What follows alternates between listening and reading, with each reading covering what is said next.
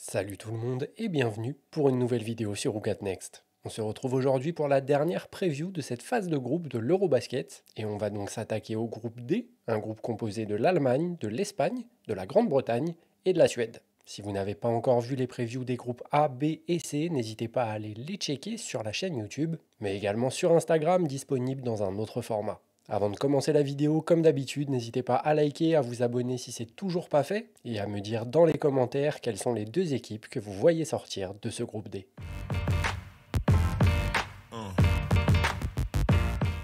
Petit disclaimer encore une fois avant de commencer, comme vous pouvez le voir à ma tenue, les previews des groupes C et D ont été tournés le même jour, le samedi 13 juin. Il se peut donc qu'il y ait des petites disparités entre ce que je vais annoncer au niveau des effectifs et des résultats en prépa par rapport à la réalité au moment où vous voyez cette vidéo. Sans plus tarder donc, on rentre dans le vif du sujet avec la première équipe de ce groupe D, c'est la Suède. Et si sur le papier on peut se dire que la Suède ferait office de bon dernier dans ce groupe D, la réalité pourrait être bien différente. En effet, la Suède a terminé les phases de qualification avec un bilan impeccable de 6-0, leur permettant de repartir avec la première place du groupe. Petite chose qu'il est important de noter, la Suède était dans le groupe de la Grande-Bretagne et a réussi à la battre 2 fois. Elles les retrouveront donc pendant cet Eurobasket.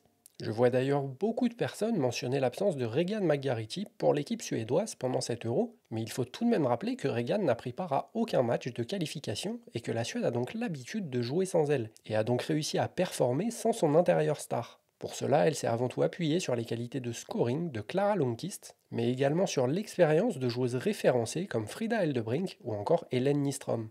Plutôt à droite à 3 points, cette équipe suédoise peut surprendre plus d'une équipe dans le groupe D. En effet, l'équipe tirait à 36% derrière l'arc sur les phases de qualification, mais attention malgré tout car c'est une équipe qui a tendance à perdre beaucoup le ballon et face à des équipes plus défensives comme l'Espagne ou la Grande-Bretagne, ça peut valoir cher.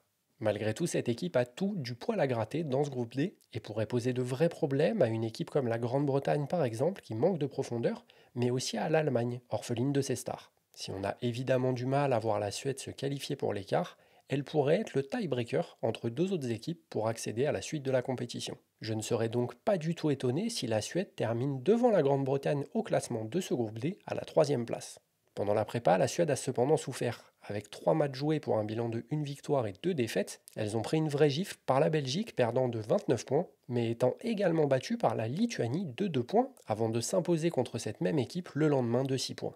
Un bilan plutôt mitigé qui n'augure rien de bon avant de rentrer dans la compétition, mais on ne sait jamais, cette équipe suédoise pourrait bien nous réserver des surprises. La joueuse clé pour cette équipe suédoise, ce sera évidemment Clara Lundqvist, qui a terminé troisième meilleure scoreuse, toute équipe confondue, de la phase de qualification, avec plus de 22 points par match, mais ajoutant également 10 rebonds, quasiment 5 passes pour 28 d'évaluation en 35 minutes de jeu. C'est donc bien elle qui fait la pluie et le beau temps sur le jeu suédois, et du haut de ses 1,73 m, elle n'hésite pas à aller au charbon, que ce soit au rebond, mais également dans ses drives, puisqu'elle tirait pas moins de 6 lancers francs de moyenne sur la phase de qualification. Si la Suède veut espérer quoi que ce soit dans cet Euro, il faudra évidemment que Clara soit au top de sa forme, mais aussi que le supporting cast réponde présent. On continue avec la deuxième équipe de ce groupe D, ce sera la Grande-Bretagne, une équipe qui n'avait pas franchement performé lors du dernier Euro, mais qui avait tout de même posé de vrais soucis aux équipes qu'elle a affrontées. En préparation, comme je le disais tout à l'heure, la Grande-Bretagne était dans l'équipe de la Suède et elle a terminé deuxième de son groupe avec un bilan de 4 victoires pour 2 défaites. La bonne nouvelle pour la Grande-Bretagne pour cet Euro, c'est que Temi Fagbenley devrait bien être là, elle qui joue du côté de Golden State en WNBA.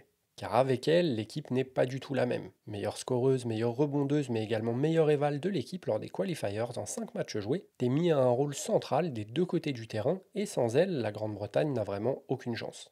Si depuis quelques années elle est bien épaulée par Holly Winterburn, elle est tout de même très seule, et l'effectif manque cruellement de talent et de profondeur. Savannah Wilkinson est capable de rendre quelques services au scoring, mais également au rebond, mais derrière ces trois-là, c'est très compliqué. Ce sont d'ailleurs les 3 seules joueuses de cette équipe à tourner à plus de 10 points de moyenne sur les phases de qualification. Et le vrai souci de cette équipe, il se passe surtout offensivement. En effet, à la création, ça pêche énormément. Si les défenses adverses arrivent à couper Holly Winterburn du ballon, tout de suite ça va devenir un vrai calvaire pour attaquer du côté de la Grande-Bretagne. Pour gagner au moins un match dans cette compétition, il faudra que l'équipe base son plan de jeu sur la défense comme elle l'avait fait lors du dernier Euro. En effet, c'est une équipe qui avait réussi à casser le rythme de certains matchs, obligeant les autres équipes à jouer sur demi-terrain, et il s'agira pour la Grande-Bretagne d'essayer de maintenir les équipes adverses en dessous des 60-70 points au maximum. Car oui, si les matchs s'envolent plus haut que ça au scoring, la Grande-Bretagne n'aura pas la force de frappe nécessaire pour suivre ces équipes-là. En prépa, la Grande-Bretagne n'a d'ailleurs pas rassuré du tout, en perdant les 3 matchs de préparation qu'elle avait programmés. 3 défaites et 3 gifles, 2 contre la Slovénie et une contre la Lituanie, en sachant qu'il leur restait à l'heure où je tourne toujours un match à jouer, le 14 juin contre la Serbie. A noter tout de même, les matchs de préparation ont été joués sans Temi Fakbenlé, forcément en enlevant la meilleure joueuse de l'effectif, ça devient tout de suite beaucoup plus compliqué. La joueuse clé pour cette équipe, vous l'aurez donc compris, ce sera bien Temi Fakbenlé. L'anglaise fait une très belle saison du côté de la WNBA et pendant les qualifiers, elle a été ultra importante, terminant à plus de 16 points, 8 rebonds, 2 passes pour 23 d'évaluation. C'est une joueuse qui est capable de peser des deux côtés du terrain et comme on le disait dans la preview d'hier pour Natasha Mack, elle va avoir un rôle que ce soit au scoring, mais également pour être la base défensive de cette équipe de Grande-Bretagne. Attention tout de même, car on a souvent vu Temi rentrer un peu dans du hero ball avec sa sélection, et si elle reste une joueuse de grand talent, c'est tout de suite beaucoup plus compliqué pour elle quand elle a à se créer ses propres tirs. Attention donc pour cette équipe de Grande-Bretagne à ne pas se faire surprendre contre la Suède et à essayer, si possible, de grappiller une victoire contre l'Allemagne pour tenter de se qualifier en quart de finale. La troisième équipe de ce groupe D, ce sera donc l'Allemagne, une équipe qui faisait encore il y a quelques mois partie des favorites pour le titre final. Malheureusement pour elle, une avalanche de forfaits de ses joueuses majeures change complètement la donne pour la sélection allemande, et elles vont devoir batailler un peu pour sortir de ce groupe D. Après des JO de Paris encourageants et une défaite contre la France, l'Allemagne, déjà qualifiée pour l'Eurobasket faisant partie des pays organisateurs, car la phase de groupe se déroulera à Berlin, a terminé sa phase de qualifiers avec un bilan de 4 victoires pour 2 défaites, à la deuxième place du groupe derrière l'Italie. Mais comme je le disais, cette équipe n'aura rien à voir avec l'équipe qu'on a vue aux JO et l'équipe qu'on a pu voir pendant les qualifiers, puisqu'en effet, Satou Sabali et Nyara Sabali ont décidé de rester en WNBA. Satou s'était prévu depuis un moment, tandis que Nyara devait bien, elle, participer à l'Euro, mais a été victime de pépins au genou et a préféré rester en WNBA pour se soigner et continuer sa saison avec New York. L'autre absence de marque pour l'Allemagne, c'est Marie Gulic, qui a récemment signé à Basketland, mais qui a été victime d'une rupture des ligaments croisés quelques jours après le début de la préparation. Ce sont donc 3 joueuses majeures pour la sélection allemande qui ne pourront pas participer à cet Euro. Pour vous donner une petite idée de l'importance de ces absences, ce trio tournait à quasiment 40 points et 23 rebonds de moyenne pendant les qualifiers. Heureusement tout de même pour l'Allemagne, ces 2 autres joueuses WNBA seront bien de la partie, avec Leonie Fibic, la joueuse de New York, mais également Louisa Kessel-Soder, qui joue à Dallas depuis le début de saison. Ce duo va donc avoir d'énormes responsabilités pour maintenir l'Allemagne dans le match au niveau du scoring, mais également en essayant de donner le ton défensivement. Les Allemandes pourront aussi compter sur la créativité d'Alexis Peterson et espérer qu'elle fasse de gros cartons au scoring, tout en mettant ses coéquipières dans les meilleures dispositions possibles. Il faudra également surveiller de jeunes joueuses comme Émilie Bessoir, qui est de la génération 2001, la même que Marine Fotoux et Iliana Rupert par exemple, mais également Frida Bouhner, qui vient tout juste de fêter ses 21 ans et qui pourrait avoir un vrai rôle dans la rotation allemande pour cet Euro. Avec toutes ces absentes et le manque d'expérience chez certaines joueuses, on a vraiment du mal à imaginer que l'Allemagne puisse être souveraine dans ce groupe et tous les matchs risquent d'être très compliqués pour elle. Pendant la prépa, ça s'est d'ailleurs confirmé avec à l'heure où je tourne un bilan de 1 victoire pour 2 défaites, une victoire contre la Turquie, une défaite contre la République tchèque et une autre contre la Belgique, une belle claque lors du premier match d'un double affrontement. Évidemment, ces matchs de prépa ne veulent pas dire grand-chose puisque Leonie Fibic et Louisa Gessel-Soder ne faisaient pas partie de l'effectif et l'équipe allemande va avoir un tout autre visage lors de la compétition. La joueuse clé pour cette équipe, ce sera donc Leonie Fibic. J'ai longtemps hésité entre elle et Louisa Gessel-Soder, mais c'est à l'heure actuelle certainement la joueuse la plus accomplie des deux. Pendant les qualifiers, elle tournait à un peu plus de 10 points, 5 rebonds et 3 passes pour plus de 11 d'évaluation et devra hausser son niveau de jeu dans la compétition si l'Allemagne veut espérer accéder au quart de finale. Ça peut malgré tout être très compliqué pour elle puisqu'elle n'a pas l'habitude d'avoir ce rôle-là en club, que ce soit du côté de New York où elle est un peu la 5e roue du carrosse dans le 5 de départ du Liberty, mais également du côté de Valencia en Euroleague pendant la saison où le collectif prime sur les individualités. Si l'Allemagne veut performer, elle aura donc besoin d'une Leonie Fibic au top de sa forme, capable de prendre le jeu à son compte quand rien ne se passe offensivement, mais également à retrouver de l'adresse de loin, elle qui est très inconstante sous le maillot allemand. Il faudra également faire très attention à l'apport de Louisa Gessel-Soder et Alexis Peterson, et avec ce trio, l'Allemagne a tout de même de fortes chances d'atteindre les quarts de finale. Et on termine donc ces previews avec la dernière équipe de ce groupe D, l'Espagne. Pour celles et ceux qui me connaissent un peu, vous savez que je suis tombé dans la marmite de Juan Carlos Navarro quand j'étais petit et que depuis je supporte l'Espagne, n'en déplaise au chauvinisme français. Malgré tout, mon amour pour cette équipe espagnole ne m'empêche pas d'être assez objectif et très lucide sur la compétition à venir. Vice-championne d'Europe en 2023, l'Espagne est passée à 7 minutes du titre européen et peut remercier les rotations de Miguel Mendes qui les a privés du titre. Depuis l'Euro, l'Espagne est un petit peu en fin de cycle, avec des JO l'an dernier très décevants où l'équipe avait perdu son identité défensive, mais également à cause de sélections et de rotations parfois douteuses. Car en effet, si Miguel Mendes reste un bon coach qui a de l'expérience, ces dernières années, on le sent quand même très peu inspiré, s'appuyant inexorablement sur les vétérans de l'équipe comme Alba Torrens par exemple. Pendant les phases de qualification, l'Espagne a malgré tout déroulé, terminant première de son groupe avec un bilan de 6 victoires pour 0 défaite, mais l'effectif présent lors de ces matchs est bien différent de celui qu'on retrouvera cet été pour l'Euro. Car en effet, si on parle beaucoup des forfaits de l'équipe de France par exemple, ou même de l'Allemagne, l'Espagne n'est pas en reste. Ainsi, Maria Condé, Maite Cazorla, Keral Casas ou encore Megan Gustafsson sont toutes blessées et ne pourront participer à l'épopée européenne de l'Espagne.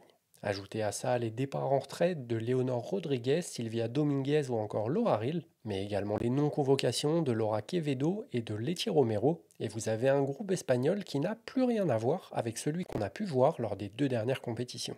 Excite donc les anciennes et place à la jeunesse, puisque la génération Diana Martin, Awa Pham et Elena Buenavida prend le pouvoir dans cette équipe espagnole. Trois jeunes joueuses qui sortent d'une très belle saison, qui ont dominé les compétitions internationales en jeunes les étés précédents et qui ont donc prouvé cette année qu'elles pouvaient jouer au meilleur niveau. La vraie question pour cette équipe espagnole se place sur l'état de santé de Raquel Carrera, elle qui est revenue d'une rupture des ligaments croisés en cours de saison et qui, lors des finales du championnat espagnol, s'est blessée à la cheville, l'obligeant à se mettre au repos forcé. Si elle devrait être apte à jouer au début de la compétition, on peut quand même se demander dans quel état de forme elle va arriver, et ça pourrait faire toute la différence pour la sélection espagnole. Car si le talent des jeunes pousses est indéniable, la vraie star de cette équipe, c'est bien elle, et si elle n'est pas à 100%, ça peut devenir très compliqué pour l'Espagne quand les matchs vont devenir un peu plus sérieux. Cet été donc difficile pour l'Espagne d'envisager le titre final, mais ça va être un été très important. Tout d'abord pour développer des automatismes avec ses nouvelles joueuses, mais également pour assurer sa qualification au mondial l'année prochaine, puisque les 5 meilleures équipes de cet Eurobasket décrocheront leur ticket. Vraisemblablement, elles ne devraient pas avoir trop de mal à sortir du groupe, et je les vois même finir en première position avec un bilan de 3 victoires pour 0 défaite. Mais attention, car à partir des quarts de finale, les trous d'air offensifs peuvent peser énormément dans la balance. En effet, pendant la prépa, l'Espagne a retrouvé son assise défensif qu'on lui a connu lors de l'Eurobasket 2023 et a complètement étouffé ses adversaires. Offensivement, par contre, ça a été beaucoup plus poussif. Et face à des équipes plus en place, ça peut forcément devenir plus compliqué. L'Espagne termine tout de même sa prépa avec un bilan de 4 victoires pour 0 défaite. Des victoires face à la Grèce, l'Italie, le Portugal et la Suisse. Une prépa sérieuse donc qui a permis aux jeunes de prendre certaines marques dans le jeu, mais il faudra tout de même se méfier des rotations de Miguel Mendes, qui a tendance à préférer Mariona Ortiz par exemple à une joueuse comme Iana Martin qui a surdominé en Euroleague pour sa première année, ou encore parfois l'utilisation excessive d'Alba Torrens qui va sur ses 58 ans. Car oui, j'ai beau adorer Alba Torrens et elle a beau me faire rêver depuis des années, arriver en 2025 et voir qu'elle est toujours titulaire lors des matchs de prépa alors que la génération pousse à la porte depuis quelques années déjà, ça me pose un petit peu problème, surtout quand on voit sa forme physique depuis 2 ans. Sa présence dans le groupe va tout de même être inestimable, puisqu'elle apporte une expérience et une sérénité, elle qui est l'une des seules à avoir joué les plus grandes compétitions dans l'effectif, mais il ne faudrait pas non plus qu'elle ait un rôle trop important dans le jeu pour le bien de l'Espagne. La joueuse clé pour cette équipe espagnole, j'en ai déjà pas mal parlé, et j'ai hésité avec d'autres, mais c'est Raquel Carrera, avec quasiment 12 points, 4 rebonds, 2 passes pour 13 dévals lors des qualifications. Elle en a raté une bonne partie, il faut tout de même le rappeler à cause de sa rupture des ligaments croisés. Raquel va être une pièce centrale dans le jeu espagnol, elle qui peut jouer sur les postes 4 et 5, associée à Awafam, ça peut être vraiment létal. Défensivement, c'est l'une des meilleures intérieures d'Europe et elle est certainement l'une des seules intérieures sur le continent européen à pouvoir gêner sur la totalité d'un match une joueuse comme Emma Messman. Si Raquel arrive à être à 100% assez rapidement dans la compétition, l'Espagne pourrait être un candidat très sérieux au podium et je vous conseille évidemment de regarder les matchs de l'Espagne, en particulier lorsque le quatuor Iana Martin, Elena Buenavida, Awa Pham et Raquel Carrera sera sur le terrain en même temps. La jeunesse prend donc le pouvoir du côté espagnol en espérant que Miguel Mendes leur file très rapidement les clés de l'équipe et si tout se passe bien pour la sélection espagnole, on devrait les retrouver assez loin dans la compétition. Et voilà, la série de previews pour cet Eurobasket est terminée. J'espère que ces 4 vidéos vous auront plu. N'hésitez pas à liker la vidéo, à vous abonner si c'est toujours pas fait, et à me dire dans les commentaires si vous êtes d'accord avec moi sur cette preview du groupe D. Avant de se quitter, je vous donne une petite série d'informations qui peut vous être utile. Comme vous le savez, l'Eurobasket ne sera pas diffusé en France, hormis pour les matchs de l'équipe de France qui seront sur le groupe TF1+. Vous pourrez donc retrouver les matchs de l'EDF tout le temps sur la plateforme de TF1+, mais aussi parfois télévisés comme sur TMC pour le premier match. Si vous souhaitez cependant suivre l'Eurobasket d'un petit peu plus près et voir les matchs des autres équipes, comme la Belgique ou l'Espagne par exemple, ils seront diffusés sur la plateforme de la FIBA Courtside 1851 et vous pouvez prendre un abonnement seulement pour la durée de la compétition. Ça vous coûtera une dizaine d'euros, vous aurez accès à tous les matchs en live et en replay. Cette petite promo n'est absolument pas sponsorisée, c'est juste que j'ai connu, il y a quelques années, la galère de devoir aller chercher sur des liens étranges au fin fond d'Internet, et maintenant on a la chance d'avoir la FIBA qui nous propose les matchs en très bonne qualité, en live et en replay. Donc pourquoi se priver, surtout que ça soutient le basket féminin, donc autant se faire plaisir. Encore une fois, merci à tout le monde d'avoir regardé cette vidéo et la série de previews que je vous ai proposée. J'espère une fois de plus que ça vous aura plu. Je crois également que des médias comme Swish Swish ont prévu de faire la leur. Elle est peut-être déjà sortie à l'heure où vous voyez cette vidéo. Donc n'hésitez pas à aller les regarder. C'est toujours intéressant d'avoir des avis qui peuvent varier d'un média à un autre. Pour la suite, n'oubliez pas que vous pouvez voir ou revoir toutes les previews des groupes de l'Eurobasket sur YouTube, mais également sur Instagram dans un format différent. Et demain, on se retrouve sur Instagram uniquement avec les 10 jeunes joueuses à suivre de cet Eurobasket. On se quitte ici à moins de 2 jours du début de l'Euro. N'oubliez pas, la France joue à 16h30 ce mercredi. Peace out.